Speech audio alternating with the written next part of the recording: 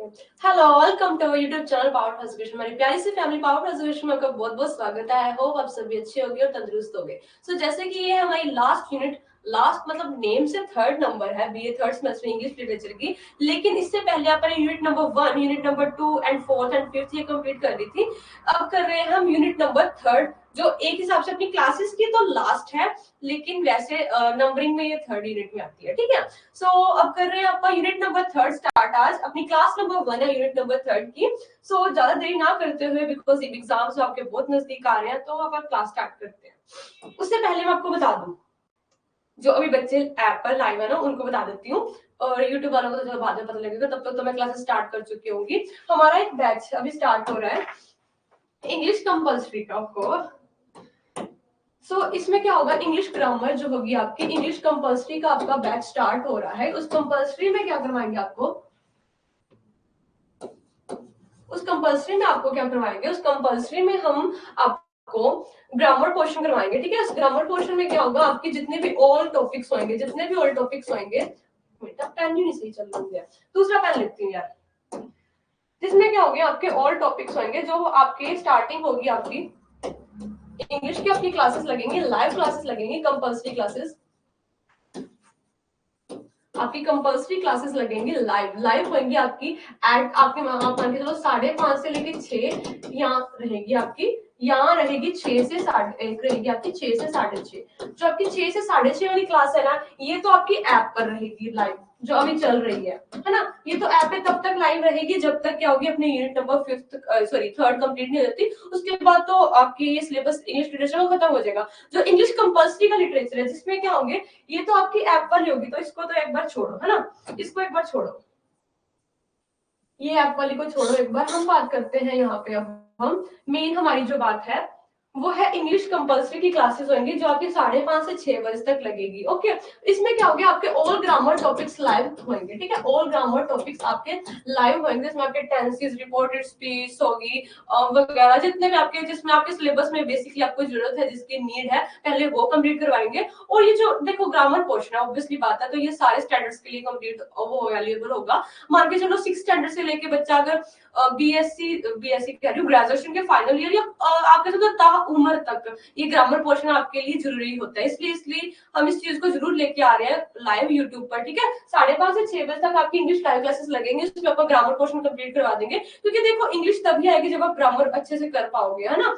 तो नीड थी इस चीज की काफी, और इससे क्या होगा, आपकी इंग्लिश कंपल्सरी का जो एग्जाम है वो भी अच्छे से कंप्लीट क्लियर हो जाएगा। ठीक है, सो मंडे से स्टार्ट करेंगे, ये चीज याद रखना। अभी जो ऐप पर है तो वो लाइव आ जाना, मंडे से स्टार्ट करेंगे। मंडे से स्टार्ट है हमारी क्लासेस लाइव। मंडे टू हम देखेंगे शुक्रवार तक या सैटरडे तक लेके चलेंगे, या तो मंडे से फ्राइडे या मंडे से सैटरडे, वो आपको मैं लाइव में अच्छे से बता दूंगी, पूरी डिटेल में बता दूंगी क्या कुछ करना है। और एक और चीज, बच्चों को डाउट ये था कि भाई मैम आप मैंने कई डाउट्स देखे आपके कमेंट्स में, देखे कि बच्चे कमेंट कर रहे हैं कि मैम जो इंग्लिश लिटरेचर का जो पैटर्न है वो कैसा आएगा। इट्स ओके, टेंशन ना लो, कल सैटरडे है ना, तो कल सैटरडे को मैं लाइव आऊंगी यूट्यूब पर, और उसमें आपको क्या है, आपको सारी वो नॉलेज बता दूंगी कि किस तरीके से आपका एग्जाम आएगा, किस तरीके से क्वेश्चनिंग आएगी, कितने मार्क्स की आएगी, और आपको कितने क्वेश्चन वहां पे करने होंगे, कितने अटेम्प्ट करने होंगे, और कितने कितने वर्ड्स में अटेम्प्ट करने होंगे बेसिकली। ठीक है, ये सब कुछ मैं आपको लाइव कल आके बता दूंगी। कल मैं लाइव आऊंगी एटलीस्ट 5:30 to 6, मतलब कि ये आप ऐप पर क्लासेस देखेंगे, अगर लग पाई तो ठीक, नहीं तो कल यूट्यूब पर लाइव जरूर आऊंगी, एटलीस्ट 10-15 मिनट के लिए तो आऊंगी, और आपको बता दूंगी कि पैटर्न क्या है। सो जो अब कितने भी बच्चे यहाँ पे लाइव है ना, वो कल यूट्यूब पे लाइव आ जाना 5:30 बजे। ठीक है, तो आपको पूरा प्रोसेस समझा दूंगी, और फिर मंडे से आप इंग्लिश कंपल्सरी तो लगाएंगे। ठीक है, ये चीज थी। और मॉडल पेपर देखो ऐप पर लाइव लगाऊंगी मॉडल पेपर, बाकी ओके। जो मॉडल पेपर आपको करवाने तो पड़ेंगे ना, कि किस तरीके से पेपर आता है या क्या कुछ। ठीक है, सो अब क्लास स्टार्ट करते हैं। जितना मैंने अभी बताना था वो बता दिया, अब क्लास स्टार्ट करते हैं। सो जरूर आना पड़ेगा अगर पेपर में पास होना है तो। चलो, अब यूनिट नंबर थर्ड स्टार्ट करते हैं। यूनिट नंबर थर्ड जो है वो किनके द्वारा लिखी गई है, ये नेम याद रखना।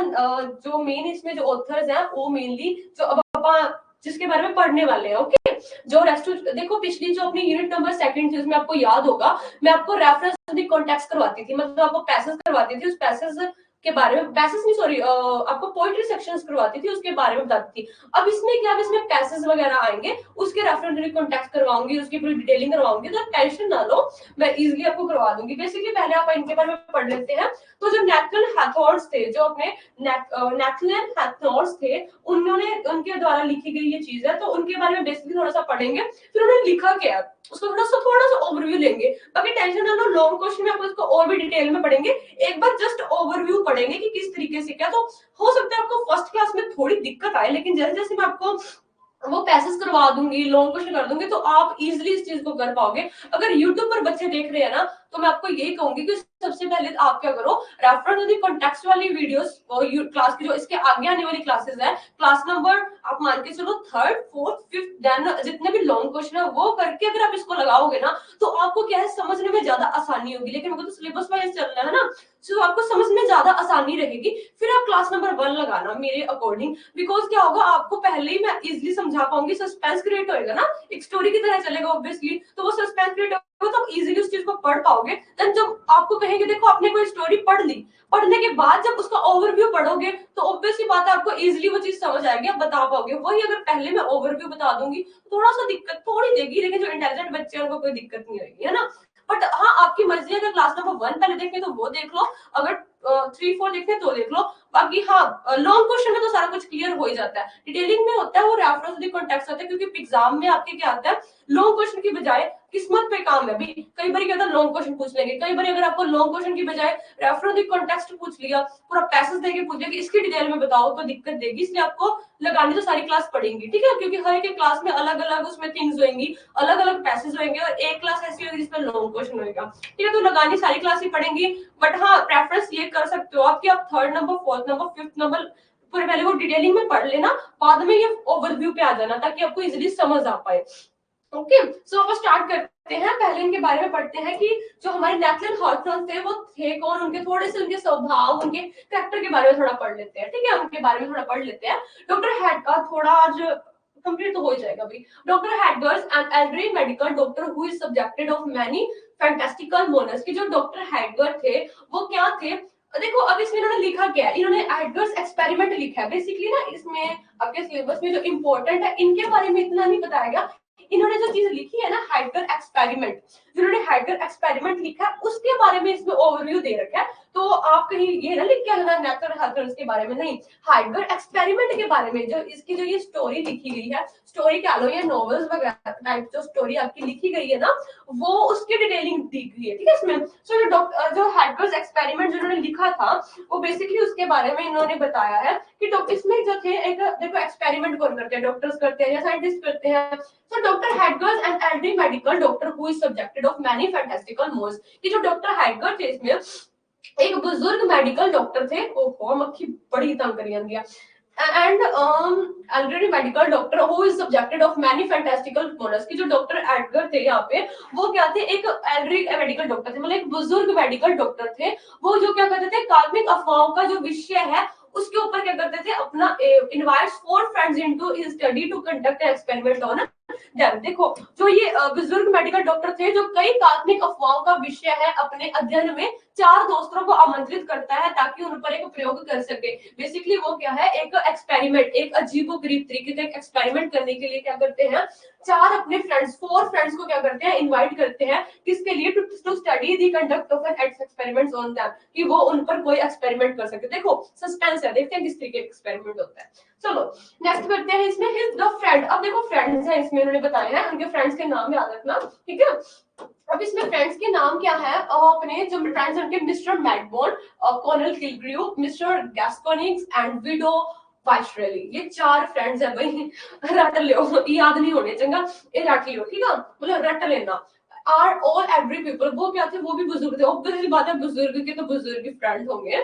whose reputations have been tarnished in one way or another। वो जो सारे थे वो बुजुर्ग सारे लोग थे, और जिनकी जो आप कह सकते हो रेपुटेशन, मतलब प्रतिष्ठा जिसको कहेंगे, वो क्या है, किस तरीके से किसी ना किसी तरीके से धूमिल हो चुकी थी। बेसिकली कहने का मतलब कई ऐसे रेयर चांसेस होते हैं जब क्या होते हैं बंदा बूढ़ा हो जाए और उसकी रेपुटेशन बड़ी रहे जब उसने अच्छे काम किए हो, लेकिन कई ऐसे होते हैं ना जो एक जवानी में कह सकते हो या मतलब एक उम्र तक उनकी रेपुटेशन होती है, बाद में क्या होता है उनका जो करेक्टर है वो धुंधला पड़ जाता है, उनको कोई जानता नहीं होता। उसी तरीके से इनको थोड़ा कम लोग अब जानने लग गए थे, ठीक है, न्यू जनरेशन के कह सकते हो, लोग कम जानते थे।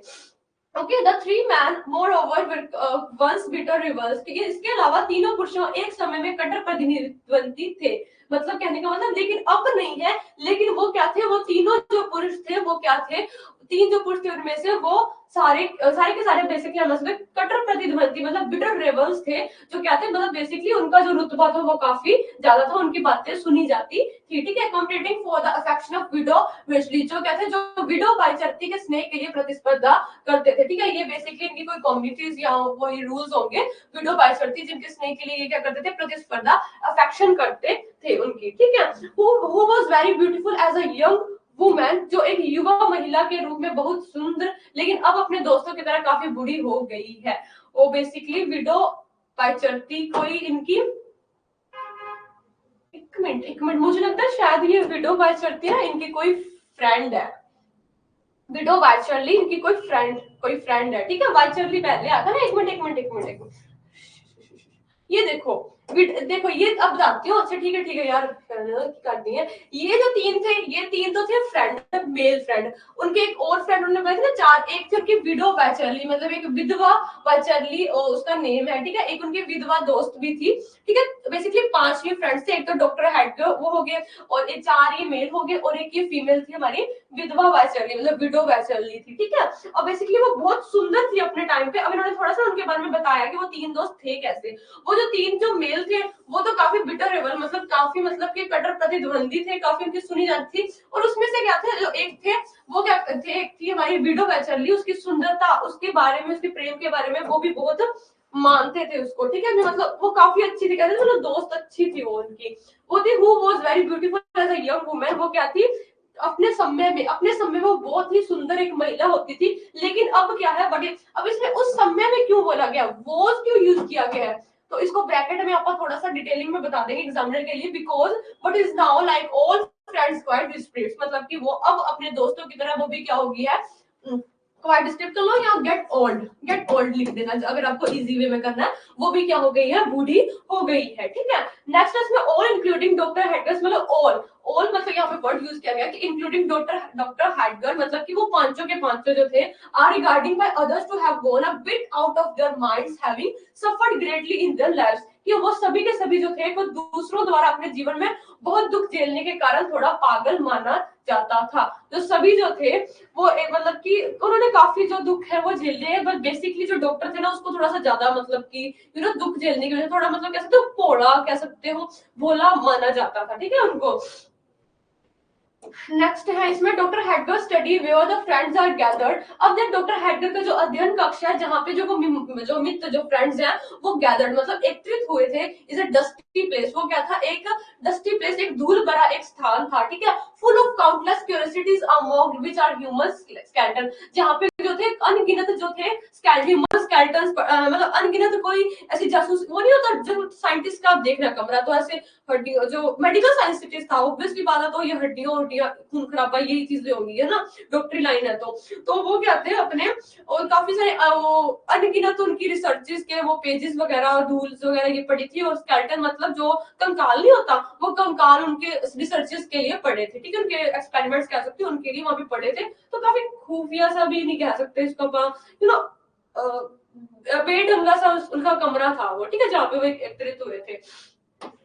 नेक्स्ट इसमें करते हैं a portrait of doctor Heidegger's long dead fiancee. अब वहां पे क्या है, वहां पे एक डॉक्टर हेडगर का लॉन्ग डेड फियांसे मतलब कि उनकी जो एक मंगेतर है जो काफी टाइम पहले मर चुकी है, ठीक है। लॉन्ग डेड मतलब कि काफी टाइम पहले वो मर चुकी, कौन, उनकी फियांसे, उनका एक पोर्ट्रेट मतलब उनकी एक तस्वीर वहां पे थी, ठीक है। पोर्ट्रेट होता है हमारा तस्वीर, ठीक है, उनकी वहां पे एक तस्वीर थी, ठीक है। A bust of Hippocrates and enhanced mirrors, वो क्या थी, हिपोक्रेट्स की एक प्रतिमा थी, ठीक है। वर्ड्स ऑफ हिपोक्रेट्स की उसकी जो थी प्रतिमा थी, ठीक है। That is rumoured to contain the soul of all doctor Heidegger's dead patients and a mysterious magic book. अब क्या है वहां पे क्या था, एक ऐसा कह सकते हो आप अफवाह थी कि एक मंत्र मुग्ध दर्पण जिसके बारे में एक अफवाह है, वहां पे एक ऐसा काफी ना यूनिक सा एक वहां पे एक मिरर था, एक दर्पण कह सकते हो, एक शीशा था, जिसके बारे में ये अफवाह फैलाई गई थी कि उसमें क्या है, डॉक्टर हाइडगर के सभी मृत रोगियों की आत्माएं हैं और एक रहस्यमय जादू की किताब है।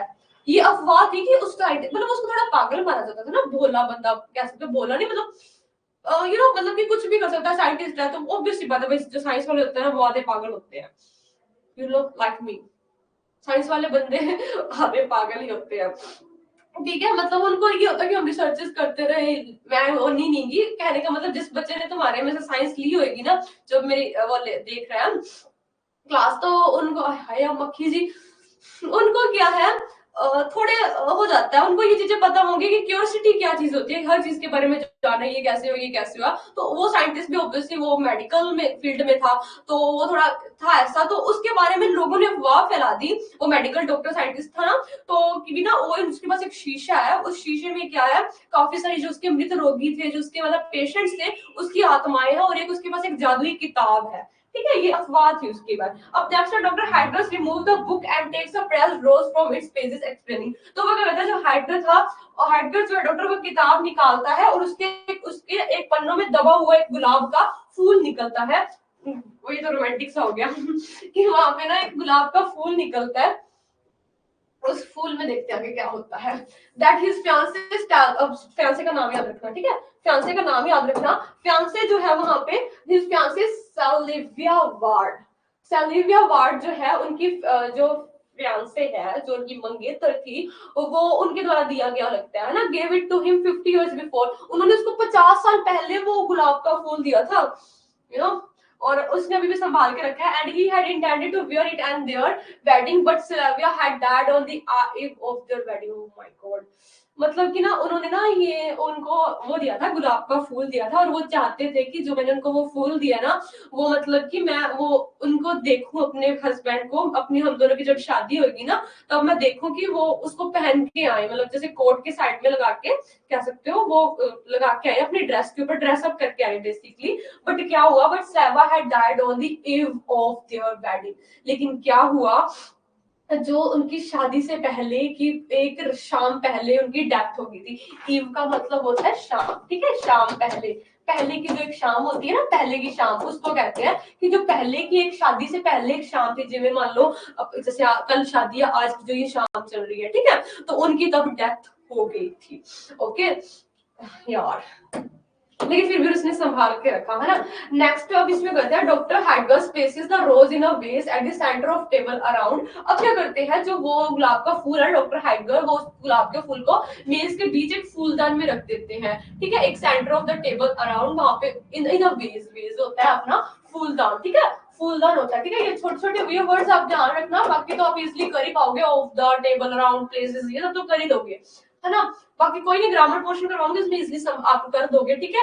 विच दे आर गैदर्ड, जहाँ पे क्या है, वो सारे जो है चारों जो लोग हैं दोस्तों, वहां पे इकट्ठे हुए थे। And slowly it comes back to life, तो वो क्या करते हैं, वो क्या होते हैं, अपनी अपनी लाइफ में थोड़ा बैक, मतलब थोड़ा पीछे की दुनिया में थोड़ा फ्लैशबैक हो जाता है उनके माइंड में सब कुछ, ठीक है।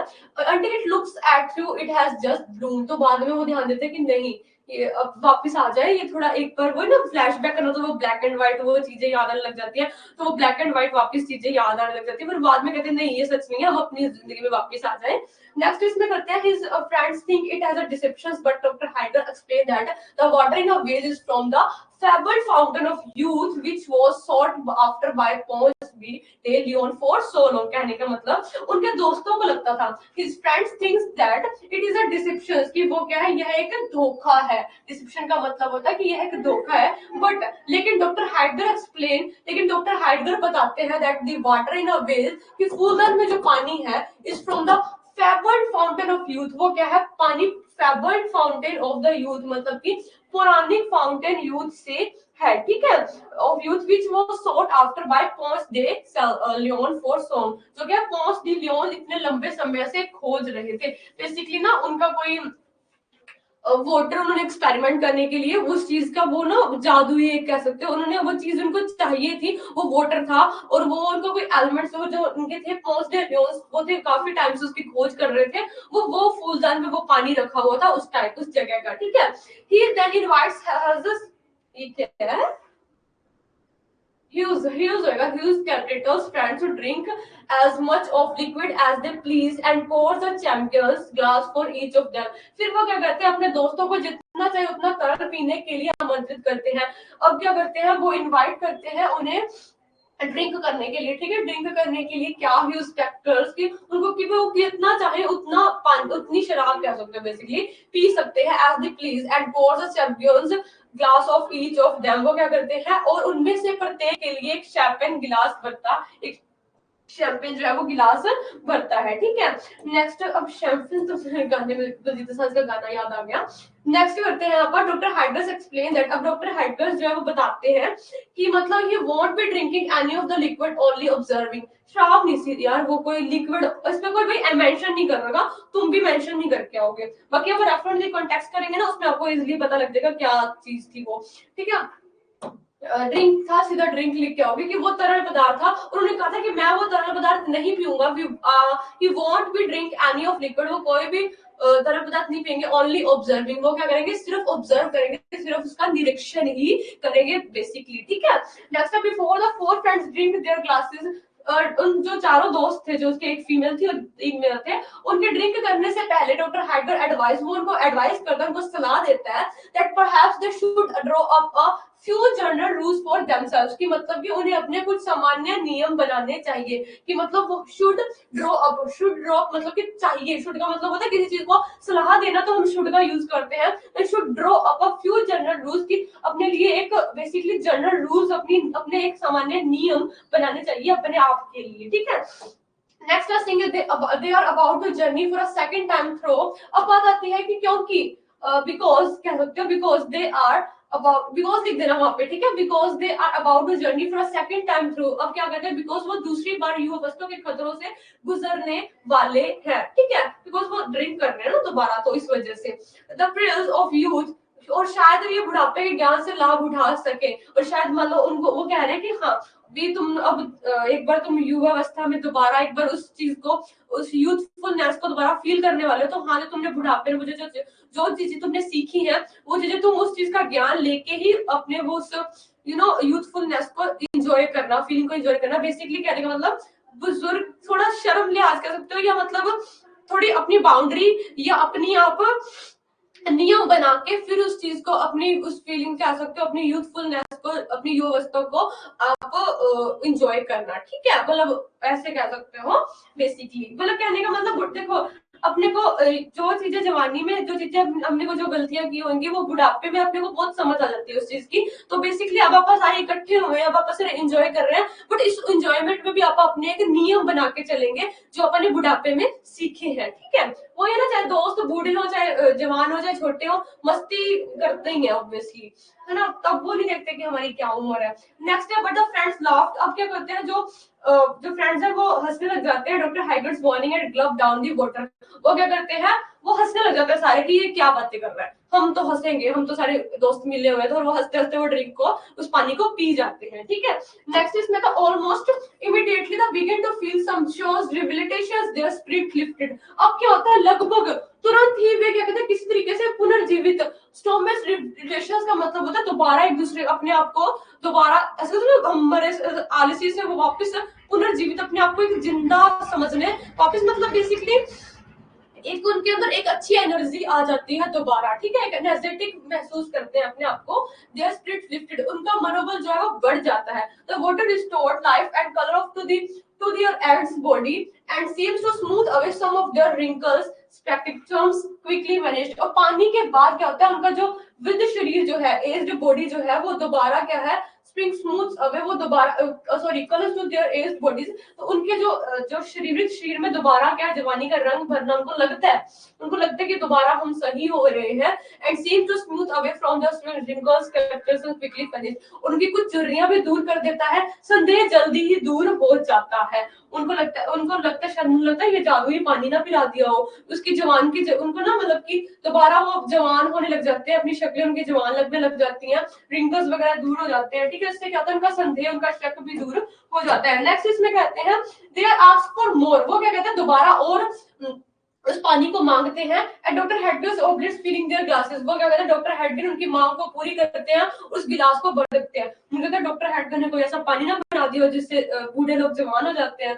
नेक्स्ट करते हैं विद द सेकंड ग्लास। देखो तुम्हारे लिए सस्पेंस है, ऑब्वियसली तुम्हारे सस्पेंस है, मुझे तो पता है ना आगे क्या होना है, तुम्हारे लिए सस्पेंस है। ओके, नेक्स्ट करते हैं विद द सेकंड ग्लास। लेकिन जब दूसरा ग्लास के साथ ही the group has reach middle age again, वो क्या करते हैं, दोबारा मध्य आयु में पहुंच जाते हैं, जो जवानी से थोड़ी ऐसा तो थोड़ी सी ऊपर, ठीक है। And they seem somewhat drunk, वो क्या कहते हैं, कुछ हद तक नशे में देखते हैं अपने आप को कि अब हम नशे में आ रहे हैं, ठीक है।